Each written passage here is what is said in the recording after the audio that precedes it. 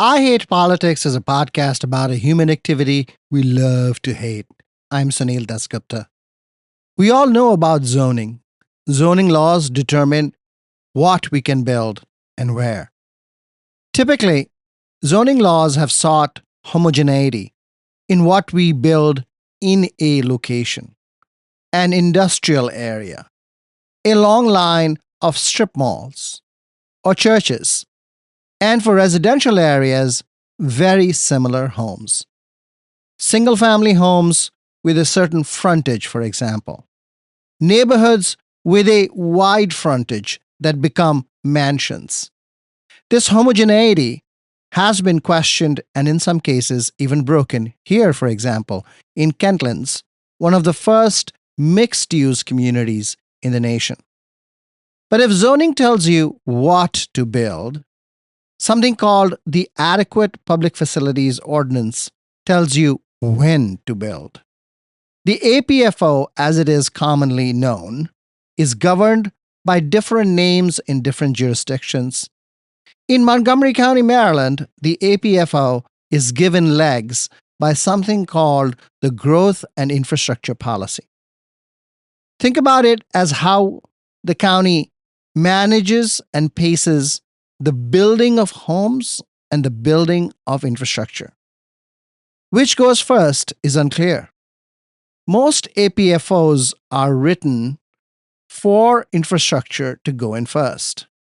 But that, for cash strapped, borrowing maxed jurisdictions, often means lagging infrastructure, which then leads to mitigated new home building and a problem of housing unaffordability. In Montgomery, the balancing act between development and infrastructure is reevaluated every 4 years. And I asked Lisa Gavoni, who is the project manager for the Growth and Infrastructure Policy in the county's planning department, about the changes the department is now proposing. The document needs to go from the planning department to the planning board, and if it approves, it then goes to the county council for review and adoption. All of this must happen in the 2024 calendar year. I Hate Politics is brought to you by UMBC's Political Science Program, where you'll learn to shape public policy, impact communities, and function at the center of modern society. Learn more at shadygrove.umbc.edu. I Hate Politics is a podcast about our neighborhoods, workplaces, schools and streets, and our local governments as they function in diverse and democratic societies. This means our politics are messy, dirty, sometimes corrupt, with often self-serving politicians. But no matter how much we may hate politics, we are never exempt from it, even when we refuse to participate. In fact, the purpose of politics is to keep society moving, precisely when we don't agree with each other, like now. Music for this episode comes from Alexandria, Virginia, art rock band Jackie and the Treehorns. Stephen Rubin and Pam Long on vocals, guitars, and piano. Frank Caputo on the bass and synth. And Brian Gibson on the drums. Do you have something to hide? Or is it just your foolish pride?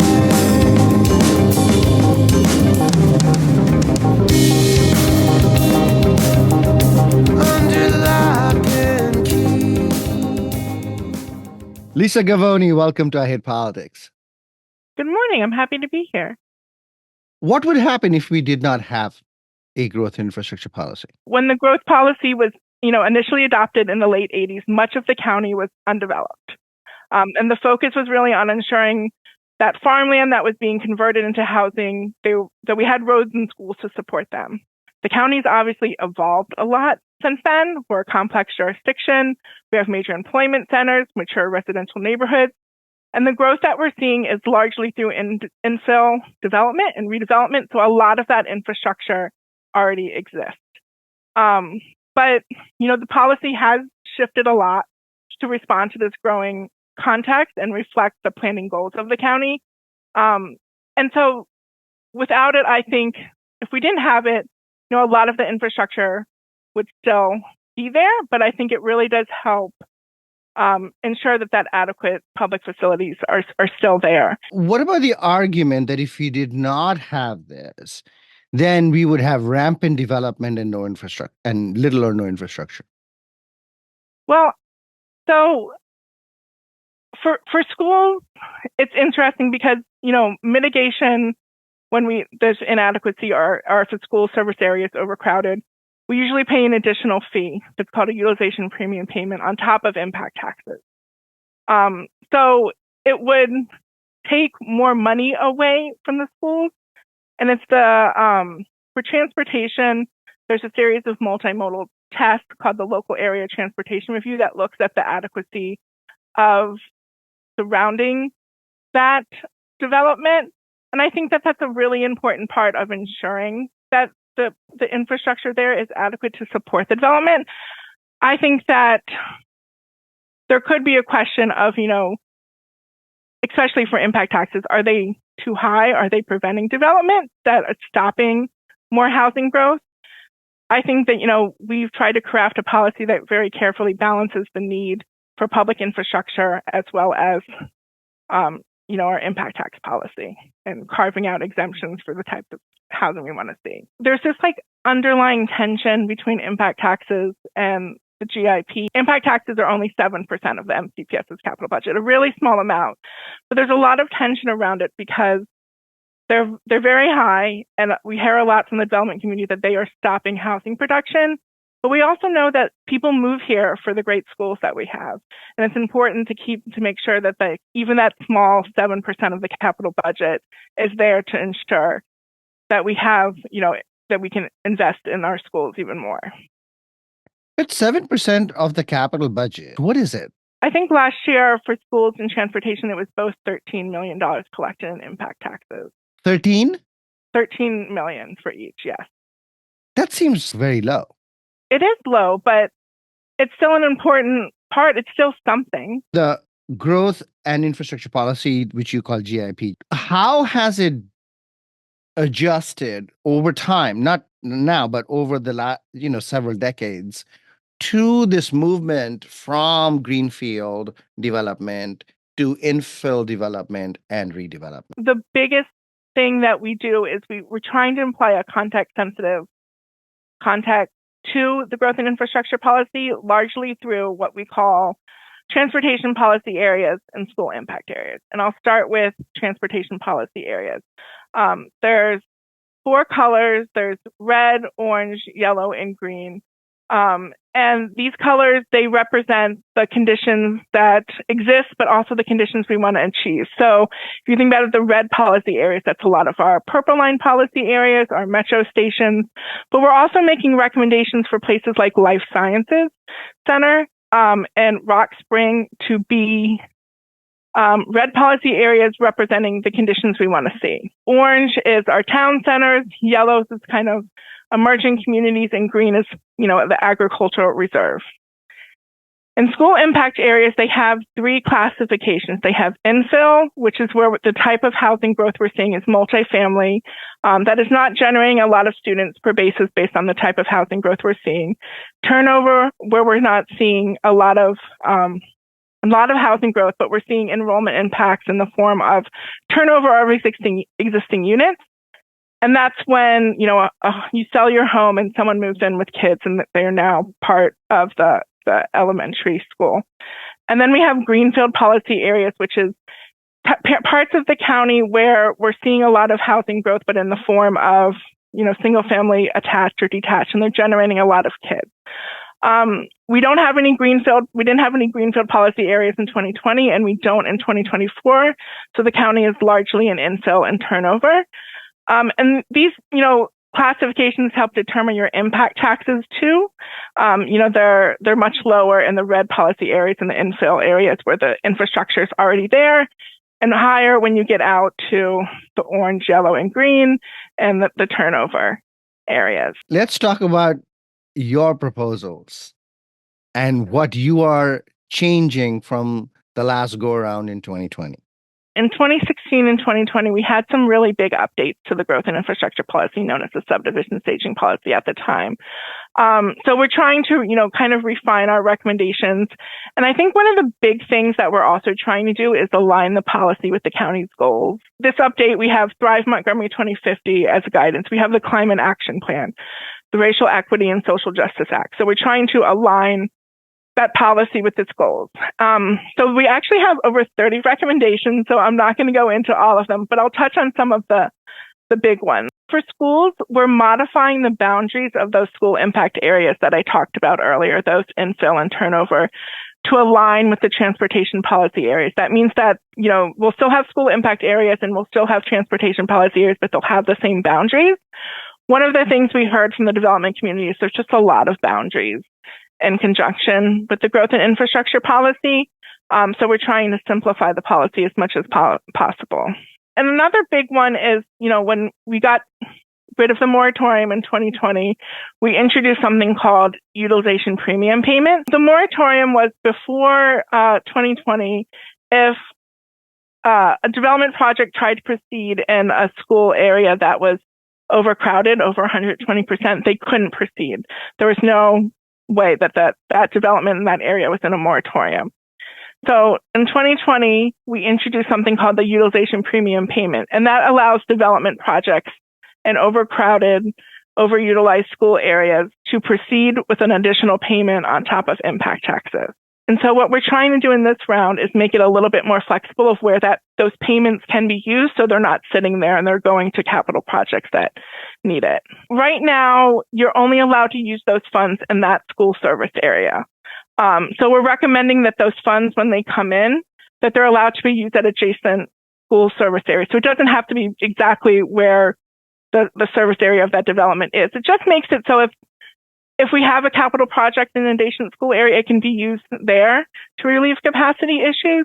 I will add that, it's only been 4 years since we've implemented that, so we haven't collected a lot of money from the utilization premium payments, but we're hoping to make it a little bit more simpler this time.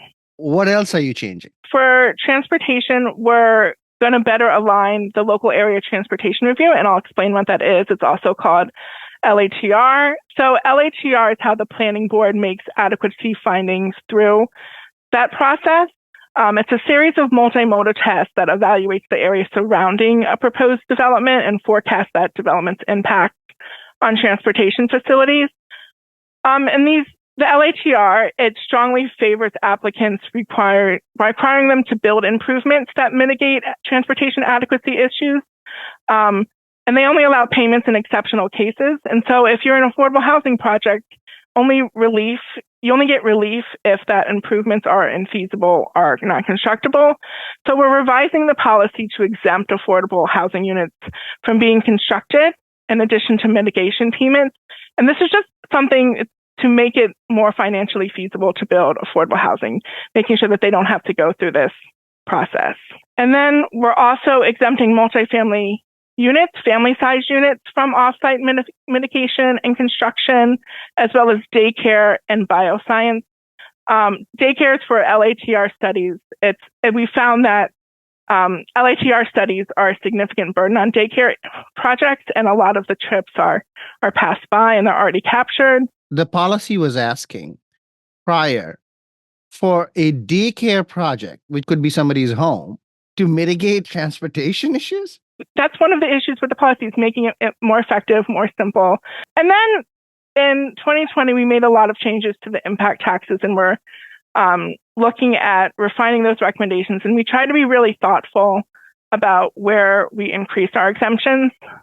So in 2020, you could get some of your impact taxes waived for multifamily units that have 3 or more bedroom units. The county has really prioritized building family-sized units in our multifamily structures because we're not getting a lot of them. So we're expanding that exemption to all family-sized units that come with multifamily from paying impact taxes. We're also going to recommend to exempt office to residential conversions from paying impact taxes. office residential conversions are really expensive. They're really difficult to do, so we're trying to make it a little bit easier. And then we also added an exemption or a discount for small houses or detached. So right now, a 4,000 square foot home, detached home, pays the same in impact taxes as a 1,500 square foot home. So we tried to add an incentive to build smaller homes through the impact tax policy. So what we really try to do is find housing types that we want to see where we see them and further incentivize that production. How does the impact tax differ between green areas, which is greenfield, and red areas that are infill or redevelopment? For multifamily high-rise in a red policy area and in an infill impact area, you could pay as low as $7,000. But if you're in a green policy area, building a detached house, it could be upwards of $60,000. Impact taxes for schools are calculated by something we call student generation rates. And what that means is we have the enrollment information from MCPS for where every student in this county lives. And we also have a parcel file where we know every type of housing on every parcel in this county. So we can calculate on average how many students are coming out of each type of housing. And then we multiply it by school construction cost data that we get from MCPS, and then the cost of the seat. And so that determines the impact taxes. So there's a pretty strong relationship between the impact that we're seeing on housing and impact taxes. Yeah, but just now you said only 7% of the capital budget comes from these impact taxes. So it's like, there's not much impact, seems. I would say the impact taxes are pretty high, but it's just a very small percent of the capital budget. Okay. As a percentage of the actual home price, does it really make a difference? So if you're selling something for $350,000 or maybe $400,000, $10,000 on that is a small percentage relative to say 60,000 on a 600,000 detached. So it's about 10%. Does that really make a difference? I think it does. I think impact taxes get passed on to the consumer. I think in a high inflationary environment with high interest rates, making it much harder, much more expensive to build does have an impact. I would also say we've done a lot of research, and our impact taxes, while they're generally in line for the red policy areas and the infill impact areas, they are the highest in the state by far for some of these types of housing. But that's by design. Like, we have these context sensitive policy areas and impact areas that kind of try to focus compact growth of where we want to see housing and where there's existing infrastructure. But if you're going to be building a detached house out in the ag reserve, it's very, very expensive. But I would also argue that's not where we want to see a lot of growth. You talked about high impact taxes at a high inflationary time, high interest rate time, but the problems that you have described have pre-existed even before inflation, even before the high interest rate, even when interest rates were low, we had similar issues. So, I mean, I think the roots of it lie elsewhere, right? Right. I would, also say that in 2020 and 2016, when we introduced these policy areas, when they applied that context sensitive thing, we were able to lower impact taxes in places like Bethesda. And we also have exemptions so that places like Silver Spring don't pay impact taxes because they're in an opportunity zone.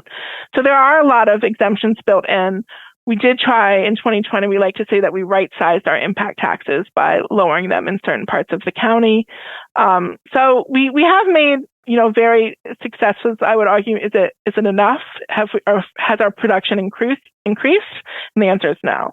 What are the other opportunity areas?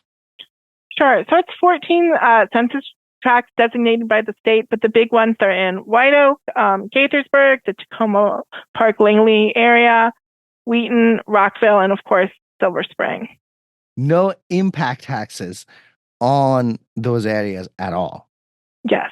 Can you say anything about what the impact has been of not having impact taxes there? Has production increased, and by how much? I would say that it depends on the opportunity zone that you're looking in. I think, places like White Oak haven't really seen a lot of development, and the Tacoma Langley area are even Wheaton, but we have seen, development in, Silver Spring, Rockville, and the Gaithersburg area. I couldn't tell you how much production has increased, but I think it has been a good incentive to get production there. And that's the thought behind it, is that it's an economic development policy to try to spur development in these areas. Right. That is the thought. I agree. But is it working? Say in places like Silver Spring, it's made a big difference. That's, where we've seen sizable amount of multifamily development. It really does help, I think, make deals that are, not quite feasible, more feasible. But it's also, the opportunity zones haven't been around that long. So, it's only been 4 years since this recommendation was included in the last growth and infrastructure policy. So it's something that we'll monitor in the future too. Well, it seems like opportunity zones by themselves do not produce housing, that there are other things that need to be in place. And clearly, Silver Spring has them. Rockville seems to have them. So, I mean, is it access to metro? That kind of thing that really just makes an opportunity zone worth it. Just putting an opportunity zone, say in White Oak, didn't work. But it could. I mean, there's a pretty big development that might be coming to White Oak pretty soon. And I think that this will help make that project feasible. And it wasn't feasible before? Well, I would say, I think, the Viva White Oak project, the project I'm talking about, I think, it's been in the news recently that it was stalled and now it's not stalled. And I think that this policy can help make this project a reality. What about Wheaton? Wheaton's an interesting case. It's a wonderful place that has seen, some multifamily development in the past 10 years. I wouldn't say that there's been a lot recently, but there has been, I think, interest there. It just hasn't happened in the past 4 years. Why do you think? It even has a metro. I've heard that the rents aren't as strong as they are in places like Silver Spring and Bethesda, and I think right now it's very hard to get a deal done for multifamily and most of the county, yet alone somewhere like Wheaton, where the rents are a little bit lower than Silver Spring. That's just 2 miles down the road. But I have faith in Wheaton. I think it'll happen. But here is the interesting point, right? So we are trying to get affordable housing, but housing is only going to be built in areas where rents are higher. Ergo, we are not getting affordable housing. Well, we are getting some pretty big affordable housing projects in Wheaton soon, like Wheaton Gateway, and there's an MHP project. So we're getting affordable housing there. And I think these policies can help, because even though you don't pay impact taxes on affordable units, you do pay them on market units. So these policies can help make even affordable housing deals happen too. But there is a threshold of affordable units after which you pay nothing for, even the market units, right? So there's it's either an exemption or a discount if you provide 25% moderately priced dwelling units. You get the discount amount of the lowest rate for that housing type. So, for example, in the red policy areas and the infill policy areas, you don't pay impact taxes if you provide 25% MPDUs.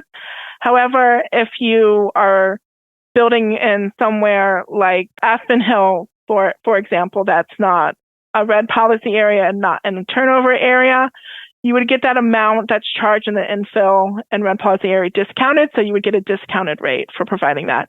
And the 25% MPDU exemption waiver has been very successful at getting projects with 25% MPDUs built. I want to clarify what MPDU is: moderately priced dwelling units. That is a part of the county's inclusive zoning law since the 1970s. Yes, set aside of 12.5% and 15% in every development in the county for moderate priced income households. So you did compare with the rest of Maryland, but our comparison is usually Fairfax. How do we do in terms of impact taxes relative to Fairfax, Northern Virginia? Sure. So it's a little bit different in Northern Virginia because they have the proffer system. The proffer system it's more of a negotiation in Northern Virginia, whereas, in Maryland and Montgomery County, it's like we have our impact taxes rates set on DPS's Department of Permitting Services website. I've heard anecdotally that our, impact taxes are higher here. I think, we always hear that, compared to Northern Virginia, it's much harder to build here. It's more expensive to build here. So we are trying to make this policy, understanding that a little simpler. Well, so yes, but why anecdotally? I mean, do you not follow those jurisdictions closely for the impact tax like impact? I think we did a lot of research, and we did a lot of research of trying to figure out how much they're proffered, but we couldn't really find a lot of information online. Certainly, it's something that we can follow up with their planners and ask around, but we did not, when we were not successful in finding a lot of information about things that are being proffered in Northern Virginia. Maybe part of the problem is that we are not looking closely at our competing jurisdictions. I would also argue that we do compete against, Howard County, Frederick County, and Maryland, and we do have, relatively higher impact taxes than them, and we know that that's a disincentive here too. So that is something that we looked at. Glenn Orland, who is a longtime transportation analyst on the county council, just retired. He said that this entire approach to doing this is perhaps failing us because he said the original purpose of all of this was to make sure that development did not happen where there was no infrastructure. There is obviously balance, as we have talked already, between, encouraging development and making sure infrastructure is in place. There is a question about which is the leading indicator and which is the lagging indicator. What would you say to somebody like Glenn Orland who talks about that? The county has changed a lot since the first growth and infrastructure policy or growth policy was created. It was an entirely different development context. We needed to build new infrastructure. And right now, a lot of the infrastructure already exists. And so, we also had, for a very long time, that development moratorium, which did nothing to stop overcrowding in schools. It did nothing except hinder our economic development. We didn't get any impact taxes when we were in a moratorium.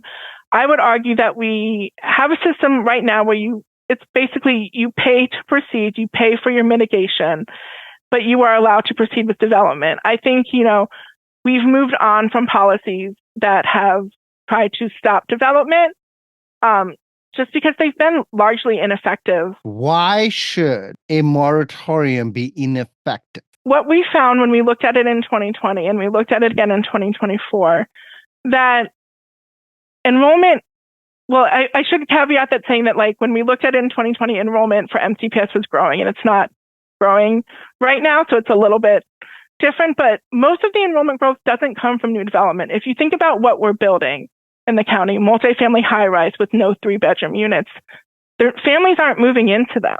What we're seeing is the turnover of existing homes, like we talked about earlier, where families come in, they buy a house from someone who's retired, they come in with kids, and then they're in the MCPS system. That's where we see enrollment growth. That's where the enrollment pressure is mainly coming from. And we have a lot of data that showed that proves that point. And so stopping new development does nothing but starve us from economic development impact taxes. It doesn't stop the turnover of existing homes. There is overcrowding in certain schools, and there are open seats in other schools. How do you address that imbalance? So that's not really up to the planning department. That's an MCPS decision to make redistricting or boundary changes possible. Certainly in the GIP, we look at the infrastructure of schools and we figure out, where we're seeing gaps. And then we share that information with the county council and the planning board, but that's certainly an MCPS decision, not a planning department decision. Is it possible within the scope of what the planning department does to weigh into what is really a third rail of local politics? That's a question that's outside of my jurisdiction. Certainly we can, talk about it with MCPS, but I can't imagine that we would want to step in to their role. Okay. So just to make some clarifications. Senior housing is not subject to impact tax or school test, but subject to transportation review. Yes. And you are proposing affordable housing be exempt as well from both impact taxes and transportation review. Yes. And the shape of affordable housing is multifamily, 3 bedrooms. Does it also cover, by the way, 3 bedroom in a detached house? No. So it would only be in multifamily. So, one of the other criticisms that I've heard about the transportation part in particular is the way that you're defining the different transportation areas and whether that's justified. So, you said the agriculture reserve, for instance, is a green zone, right? And you want, for example, to upgrade Damascus or the town of from green to yellow. Now, what is the logic for that? One of the things we try to do with the transportation policy areas is also align it for the vision that we want to see in the future. Certainly in the agricultural reserve, most trips are long and they're going to be require a car. But Damascus has a town center, and it's not, illogical to say that while yes, many trips will be by a car, it's reasonable to envision that, there will be more trips by walking, bicycling, and transit. And we're trying to represent that future that we want to see in Damascus. What parts of the county are most affected by your new growth and infrastructure policy? Sure. I think, the biggest changes probably are on the changes to the policy areas. The Life Sciences Center, the Rock Spring, those are going to be red policy areas. Those are, economic hubs of the county, employment centers. We're working on the Great Seneca Master Plan right now, where we're trying to integrate more housing into the Life Sciences Center. There's also parts of Aspen Hill, parts of Clarksburg, Colesville, Germantown, Montgomery Village, and Olney that are going to have their colors changed too. Lisa Gavoni, thank you for your work and good luck. Thank you. This was fun. That's Lisa Gavoni of the Montgomery County Planning Department.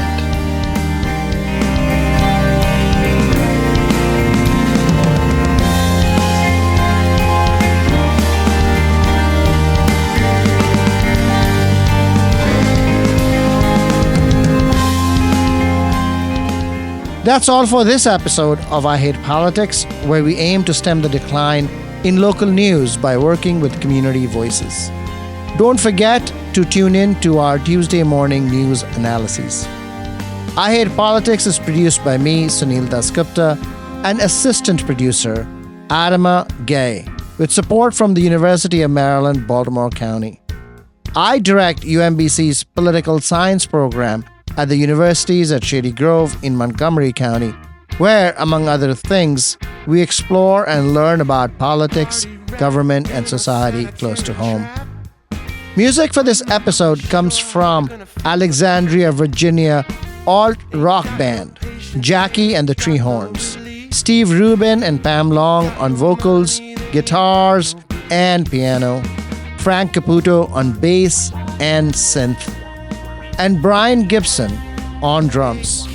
If you want to share your music on the show or know someone else who might want to, please email us at producer@ihbpod.org. I hope you will subscribe, share, and rate the podcast as we bring you stories about politics close to you and to your home. See you next time. Give it some time and I'll be front page news. I tell you what, I've got nothing more to lose. I might be too much for you to explain. My own persistence as immortal remains.